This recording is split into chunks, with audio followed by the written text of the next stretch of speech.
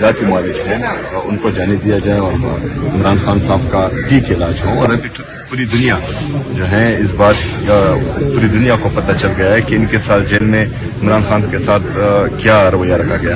ان کی نظر تقریباً 15% رہ چکی ہے.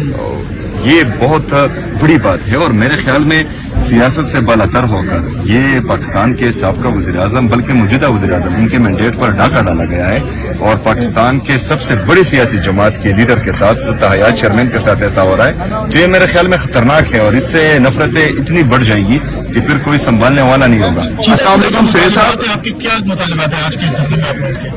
پہلا مطالبہ یہ ہے کہ عمران خان صاحب کے جو ذاتی ڈاکٹرز ہیں ان کو وہاں پر جیل بھیجا جائے جو ان کے سرکاری ڈاکٹرز ہیں ان کے ساتھ, اور پھر وتھ فیملی, اور پھر ان کے ذاتی ڈاکٹرز ان کی فیملی کے ساتھ ان کو الشفا ہاسپٹل منتقل کیا جائے اور ریٹنا کے جو اسپیشلسٹ ہیں ان سے ان کا علاج کروایا جائے. سہیل بھائی یہ بتائیے گا, اس وقت مراد صحیح صاحب کی ایک آڈیو آئی تھی جس میں انہوں نے یہ بات کی تھی سہیل بھائی کہ اب اس وقت سوابی میں تمام لوگوں کو جمع کر کے دھرنے کے لیے ہمیں لائے عمل دینا چاہیے. آپ کا اس پہ کیا اوپینین ہے, پلیز بتائیے گا.